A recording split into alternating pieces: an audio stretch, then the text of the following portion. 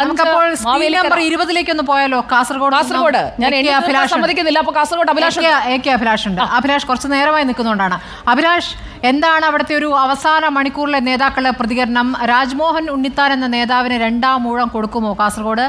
നേരത്തെ അദ്ദേഹത്തിന്റെ നില അല്പം പരിങ്ങലിലാണെന്നൊക്കെ തുടക്കത്തിൽ വിലയിരുത്തലുണ്ടായിരുന്നു. പക്ഷേ അവസാനമാകുമ്പോഴേക്കും എന്താണ് ഒരു സ്ഥിതി? സ്മൃതി, രാഷ്ട്രീയമായി പരിശോധിച്ചാൽ ഇവിടെ LDFിൻ്റെ മണ്ഡലമാണ്. കഴിഞ്ഞ 35 വർഷത്തിനിടയിൽ 2019 LDFിന് ഈ മണ്ഡലം നഷ്ടപ്പെടുന്നത്. ആ മണ്ഡലം തിരിച്ചു പിടിക്കുക എന്നുള്ള ലക്ഷ്യം തന്നെയാണ് LDFിൻ്റെ ഭാഗത്തും ഉയരുന്നത്.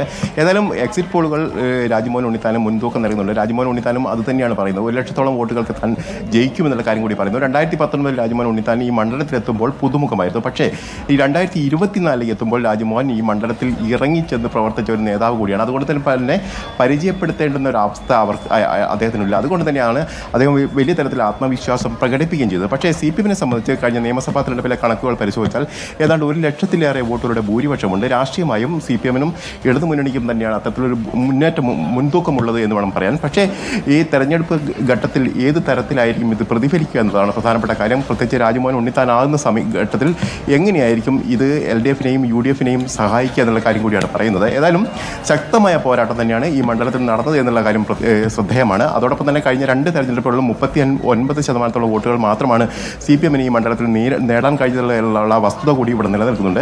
അതുതന്നെയാണ് UDF ക്യാമ്പിനെ സംബന്ധിച്ച് വലിയ ആശ്വാസകരമായ ഒരു കാര്യം. അവർ കഴിഞ്ഞ പ്രാവശ്യം 43% വോട്ടുകൾ നേടാൻ കഴിഞ്ഞിട്ടുണ്ട്. ഏതായാലും 1 ലക്ഷത്തോളം പുതിയ വോട്ടുകൾ വന്ന സാഹചര്യത്തിൽ പോലും 5% പോളിംഗ് ആണ് കഴിഞ്ഞ തവണ കുറഞ്ഞിരിക്കുന്നത്. അതുകൊണ്ട് തന്നെ 15,000 വോട്ടുകൾ മാത്രമാണ് അധികമായി പോൾ ചെയ്യപ്പെട്ടിട്ടുള്ളത്. ഇത് ആർക്ക് ഗുണകരമാകുമെന്നതാണ് ഒരു പ്രധാനപ്പെട്ട കാര്യം. അതോടൊപ്പം തന്നെ NDAയും പറയുന്നത് ഞങ്ങൾ 2.5 മുതൽ 3 ലക്ഷത്തോളം വോട്ടുകൾ തങ്ങൾ ഈ മണ്ഡലത്തിൽ പിടിക്കും.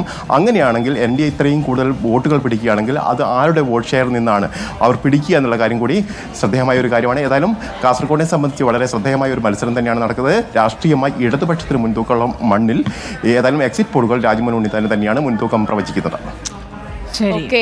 അഭിലാഷാണ് കാസർകോട്ടെ വിവരങ്ങളുമായി നമുക്ക് ഒപ്പം ചേർന്നത്. എല്ലാ മണ്ഡലങ്ങളിലും, കേരളത്തിലെ 20 മണ്ഡലങ്ങളിൽ ഒപ്പം ദേശീയ തലത്തിലുള്ള റിസൾട്ട് അപ്പോൾ അറിയിക്കാൻ നമ്മുടെ വാർത്താ സംഘം നമ്മൾ വിപുലമായ ഒരു നെറ്റ്വർക്കാണ് അതിനായി ഒരുക്കിയിരിക്കുന്നത്. അവിടെ നിന്നുള്ള എല്ലാ അപ്ഡേഷൻസും അപ്പോൾ പ്രേക്ഷകരിലേക്ക് ഞങ്ങളുടെ മാജിക് സ്ക്രീനിലേക്ക് എത്തും.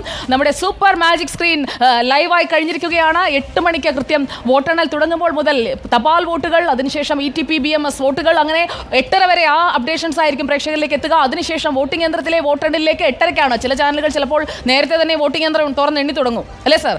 പിന്നെ മത്സരമാണല്ലോ. പക്ഷേ നമ്മൾ കൃത്യമായി വേഗതയോടെ കറക്റ്റ് ആയിട്ടുള്ള ടാലി മാത്രം, ഒരിക്കൽ നമ്മൾ ഡിസ്പ്ലേ ചെയ്യുന്ന ടാലി പിന്നീട് തിരുത്തേണ്ടി വരില്ല. എണ്ണി കൂട്ടാനും പോകുന്നില്ല, എണ്ണി കുറയ്ക്കാനും പോകുന്നില്ല. എണ്ണി തിട്ടപ്പെടുത്തി കൃത്യമായി വ്യക്തമായി പ്രേക്ഷകരിലേക്ക് എത്തിക്കുന്നതാണ് ഞങ്ങളുടെ മാജിക് സ്ക്രീൻ. അപ്പോൾ പ്രേക്ഷകർ പല രാജ്യങ്ങളിൽ നിന്ന്, ഇന്ത്യക്ക് പുറത്തു നിന്ന് നമുക്കൊപ്പം ചേരുന്നുണ്ട് തത്സമയം. നിങ്ങളുടെയൊക്കെ പ്രോത്സാഹനത്തോടെ നമ്മളിങ്ങനെ മുന്നോട്ട് പോവുകയാണ്.